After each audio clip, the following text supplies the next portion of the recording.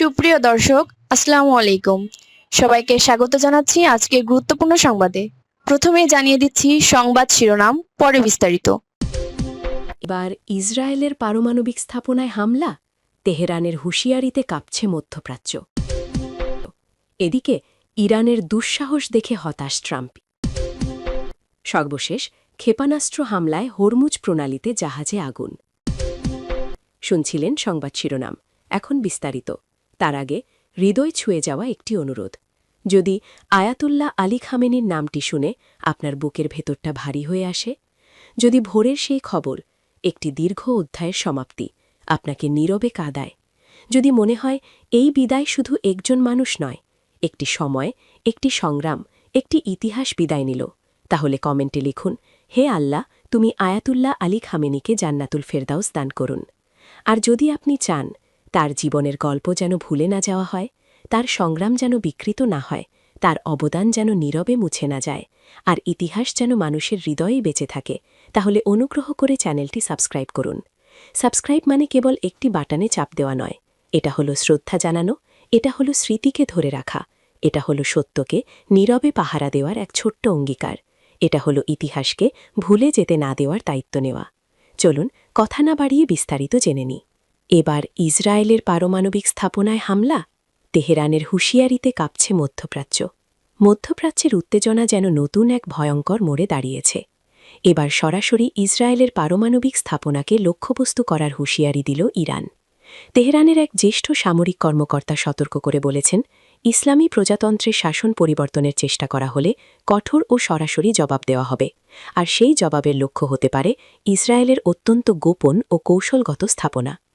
এই হুঁশিয়ারি ঘিরে আন্তর্জাতিক মহলে নতুন করে আলোড়ন সৃষ্টি হয়েছে, কারণ আলোচনায় উঠে এসেছে দক্ষিণ ইসরায়েলে অবস্থিত বহুল আলোচিত ডিমোনা নিউক্লিয়ার রিসার্চ সেন্টার, যা দীর্ঘদিন ধরেই ইসরায়েলের পারমাণবিক কর্মসূচির কেন্দ্র হিসেবে পরিচিত। ইরানের আধা সরকারি বার্তা সংস্থা ইরানিয়ান স্টুডেন্টস নিউজ এজেন্সি জানিয়েছে, ইরানি ওই সামরিক কর্মকর্তা বলেছেন, যদি যুক্তরাষ্ট্র ও ইসরায়েল ইরানের অভ্যন্তরীণ রাজনীতিতে হস্তক্ষেপ করে ও সরকার পরিবর্তনের চেষ্টা করে, তাহলে তেহরান চুপ করে থাকবে না। প্রয়োজনে ইসরায়েলের গুরুত্বপূর্ণ স্থাপনাগুলো লক্ষ্য করে পাল্টা আঘাত হানতে পারে ইরান। বিশ্লেষকদের মতে এই বক্তব্য মধ্যপ্রাচ্যের পরিস্থিতিকে আরও অস্থিতিশীল করে তুলতে পারে, কারণ পারমাণবিক স্থাপনার মতো সংবেদনশীল স্থাপনা নিয়ে সরাসরি হুমকি দেওয়া খুবই বিরল ঘটনা। এতে শুধু ইসরায়েল নয়, গোটা অঞ্চলের নিরাপত্তা নিয়ে নতুন উদ্বেগ তৈরি হয়েছে। দক্ষিণ ইসরায়েলের মরুভূমি এলাকায় অবস্থিত ডিমোনা নিউক্লিয়ার রিসার্চ সেন্টার বহু বছর ধরেই আন্তর্জাতিক আলোচনার কেন্দ্রবিন্দু। যদিও ইসরায়েল আনুষ্ঠানিকভাবে কখনও তার পারমাণবিক অস্ত্র কর্মসূচি স্বীকার করেনি, তবুও বহু আন্তর্জাতিক বিশ্লেষক মনে করেন এই স্থাপনাটি দেশটির পারমাণবিক সক্ষমতার মূল কেন্দ্র। ইরানি কর্মকর্তার বক্তব্যে স্পষ্ট ইঙ্গিত দেওয়া হয়েছে, ইরানের বিরুদ্ধে যদি কোনো বড় ধরনের সামরিক বা রাজনৈতিক ষড়যন্ত্র হয়, তাহলে ইসরায়েলের কৌশলগত অবকাঠামোও নিরাপদ থাকবে না। এদিকে মধ্যপ্রাচ্যে সাম্প্রতিক উত্তেজনার প্রেক্ষাপটে এই হুঁশিয়ারি বিশেষ তাৎপর্যপূর্ণ বলে মনে করছেন নিরাপত্তা বিশ্লেষকরা, কারণ গত কয়েক মাস ধরেই ইরান ও ইসরায়েলের মধ্যে পাল্টাপাল্টি হুমকি, সাইবার হামলা এবং সামরিক প্রস্তুতির খবর প্রকাশ পাচ্ছে। অনেক বিশেষজ্ঞ মনে করছেন, এই ধরনের বক্তব্য মূলত শক্তি প্রদর্শনের কৌশলও হতে পারে। তবে একই সঙ্গে তারা সতর্ক করে দিচ্ছেন, যদি পরিস্থিতি নিয়ন্ত্রণের বাইরে চলে যায়, তাহলে পারমাণবিক স্থাপনা ঘিরে সংঘাত গোটা বিশ্বকে বড় সংকটে ফেলতে পারে। মধ্যপ্রাচ্যের রাজনৈতিক বিশ্লেষকরা বলছেন, বর্তমানে ইরান, ইসরায়েল এবং যুক্তরাষ্ট্রের সম্পর্ক অত্যন্ত স্পষ্টকাতর অবস্থায় রয়েছে। সামান্য ভুল সিদ্ধান্ত বড় ধরনের সংঘাতের জন্ম দিতে পারে। এই অবস্থায় আন্তর্জাতিক সম্প্রদায়ের নজর এখন মধ্যপ্রাচ্যের দিকে। প্রশ্ন উঠছে, এই হুঁশিয়ারি কি শুধুই রাজনৈতিক বার্তা, নাকি সত্যি সামনে আরও বড় কোনো সংঘাতের আভাস দিচ্ছে? পরিস্থিতি যেদিকে যাচ্ছে, তাতে বিশ্ব রাজনীতির পরবর্তী বড় সংকটের কেন্দ্র হতে পারে মধ্যপ্রাচ্যই। এদিকে ইরানের দুঃসাহস দেখে হতাশ ট্রাম্প। মার্কিন প্রেসিডেন্ট ডোনাল্ড ট্রাম্প নিজেকে অপ্রত্যাশিত হিসেবে জাহির করতে পছন্দ করেন, কিন্তু ইরানের বিরুদ্ধে সামরিক সংঘাতের ক্ষেত্রে যুদ্ধের সময়সীমা এবং লক্ষ্য নিয়ে তার পরিবর্তনশীল বার্তাগুলো একটি স্পষ্ট ব্যর্থতাকে আড়াল করছে, আর তা হল একটি দ্রুত সমাপ্তি, যাকে তিনি বিজয় হিসেবে ঘোষণা করতে পারেন। গত ২৮ ফেব্রুয়ারি ইরানের সর্বোচ্চ নেতা আয়াতুল্লাহ আলী খামেনিকে হত্যা করা সত্ত্বেও, যা ট্রাম্পের ট্রেডমার্ক হয়ে ওঠা একটি দুঃসাহসিক কাজ, এবং ইরানে ব্যাপক বোমাবর্ষণ সত্ত্বেও ইসলামী প্রজাতন্ত্রের নেতারা অবিলম্বে আলোচনার টেবিলে ফেরার সম্ভাবনা প্রকাশ্যে প্রত্যাখ্যান করেছেন। পরিবর্তে ইরান কেবল মার্কিন সামরিক লক্ষ্যবস্তু নয়, বরং বেসামরিক এলাকাগুলোতেও বারবার হামলা চালিয়ে এবং হরমুজ প্রণালী দিয়ে চলাচলকারী যে কোনো জাহাজে আঘাত হানার হুমকি দিয়ে তাদের উপসাগরীয় আরব প্রতিবেশীদের ধৈর্যের পরীক্ষা নিচ্ছে।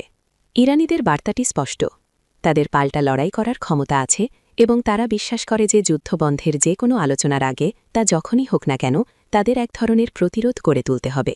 আর তাই একটি দীর্ঘস্থায়ী লড়াইয়ের জন্য প্রস্তুত ইরানের মুখোমুখি হয়ে ট্রাম্প এখন এমন এক পরিস্থিতির মধ্যে পড়েছেন যা তিনি তার 2 মেয়াদের প্রেসিডেন্সিতে সাধারণত এড়িয়ে চলেছেন। সম্ভবত এ কারণেই তার দেওয়া বার্তাগুলোতে এত অসঙ্গততা দেখা যাচ্ছে। ট্রাম্প কখনো বলেছেন যে যুদ্ধ কয়েকদিনের মধ্যে শেষ হতে পারে, আবার কখনো 5 সপ্তাহ বা তার বেশি সময়সীমার কথা বলেছেন। তিনি এই লড়াইকে ইরানি জনগণের স্বাধীনতা এবং বিরোধী দলের সমর্থনের যুদ্ধ হিসেবে তুলে ধরেছেন। আবার একই সঙ্গে স্পষ্ট করেছেন যে বর্তমান শাসনের উপাদানগুলো যদি তার শর্ত মেনে নিতে রাজি হয় তবে তিনি তাদের সঙ্গে চুক্তি করতেও খুশি। এই বৈপরীত্যগুলো সেই বাস্তবতাকে আড়াল করে দিচ্ছে যে একটি দীর্ঘস্থায়ী লড়াই চালানোর মতো মানসিক ধৈর্য ট্রাম্পের নেই। ক্ষমতায় থাকাকালে ট্রাম্প প্রতিপক্ষকে আক্রমণ করতে এবং এমনকি মিত্রদের হুমকি দিতে মার্কিন সামরিক শক্তি ব্যবহার করতে পছন্দ করেছেন, কিন্তু তিনি মূলত তা তখনই করেছেন যখন তিনি একটি দ্রুত ও সহজ জয় নিশ্চিত করতে পেরেছেন, নতুবা পরিস্থিতি প্রতিকূল দেখলে পিছিয়ে এসেছেন। গত বছর ইয়েমেনের হুথিদের বিরুদ্ধে সামরিক অভিযান এর প্রমাণ। যখন স্পষ্ট হয়ে যায় যে হুথিদের আক্রমণাত্মক ক্ষমতা পুরোপুরি ধ্বংস করতে কয়েক মাস সময় লাগবে, তখন ট্রাম্প একটি চুক্তিতে রাজি হন। সেই চুক্তিতে হুথিরা মার্কিন জাহাজে হামলা বন্ধ করতে সম্মত হয়, যদিও ইয়েমেনি গোষ্ঠীটি ইসরায়েলি স্বার্থে হামলা চালিয়ে যাচ্ছিল। ইরানের সঙ্গে দীর্ঘায়িত সংঘাত দ্রুত জয়ের ঠিক উল্টো কিছুর ইঙ্গিত দিচ্ছে। আরও বেশি মার্কিন হাতাহত, বৈশ্বিক অর্থনৈতিক ক্ষতি এবং আঞ্চলিক মিত্রদের রক্ষা করতে ব্যর্থ হওয়া। এই যুদ্ধের পেছনে মার্কিন জনগণের সমর্থন আদায়ের জন্য ট্রাম্প খুব একটা সময় ব্যয় করেননি এবং এটি ইতিমধ্যেই অজনপ্রিয় হয়ে উঠেছে। ইরান দুর্বল হলেও ফুরিয়ে যায়নি। পশ্চিমা নিশাখাতা এবং জানুয়ারির বিক্ষোভে হাজার হাজার মানুষের মৃত্যুর কারণে বছরের পর বছর অর্থনৈতিক সমস্যায় জর্জরিত ইরান সরকার বর্তমানে বেশ দুর্বল। কিন্তু কয়েক দশক ধরে ইরানের রন্ধ্রে রন্ধ্রে গেঁথে যাওয়া এই ব্যবস্থাকে কেবল আকাশপথের শক্তি দিয়ে হটিয়ে দেওয়া সবসময়ই অসম্ভব ছিল। পরিবর্তে ট্রাম্প বলছেন যে তিনি একটি ভেনেজুয়েলা পরিস্থিতি পছন্দ করেন, যেখানে খামেনিকে হত্যা করাকে গত জানুয়ারিতে ভেনেজুয়েলার প্রেসিডেন্ট নিকোলাস মাদুরোকে মার্কিন অপহরণের সমতুল্য মনে করা হচ্ছে এবং প্রত্যাশা করা হচ্ছে যে অন্য কোনো প্রভাবশালী গোষ্ঠী যুক্তরাষ্ট্রের পছন্দ অনুযায়ী ক্ষমতায় আসবে। আপাতত ইরান সরকার আলোচনায় আগ্রহী নয়। তারা বিশ্বাস করে যে যদি তারা এখনই আলোচনা শুরু করে এবং কোনো প্রতিরোধ করে না তুলে যুক্তি করে, তবে ইসরায়েল ও যুক্তরাষ্ট্র নিকট ভবিষ্যতে হামলার নতুন কোনো অজুহাত খুঁজে বের করবে। এটি মূলত ফিলিস্তিনিদের বিরুদ্ধে ব্যবহৃত ঘাস কাটা কৌশলের মতো হবে, যেখানে শত্রুকে শক্তিশালী হওয়া থেকে আটকাতে নির্দিষ্ট সময় পরপর আক্রমণ করা হয়। ইরানের এই ভয়ের যথেষ্ট কারণ আছে। স্বয়ং ট্রাম্প নিজেই এটি নিয়ে কথা বলেছেন। গত 28 ফেব্রুয়ারি নিউজ ওয়েবসাইট অ্যাক্সিওসকে তিনি বলেন, আমি দীর্ঘ সময় ধরে লড়াই চালিয়ে পুরোটা দখল করে নিতে পারি, অথবা 2-3 দিনের মধ্যে এটি শেষ করে ইরানিদের বলতে পারি, যদি তোমরা আবারও পারমাণবিক ও ক্ষেপণাস্ত্র কর্মসূচি পুনর্গঠন শুরু করো তবে কয়েক বছর পর আবার দেখা হবে।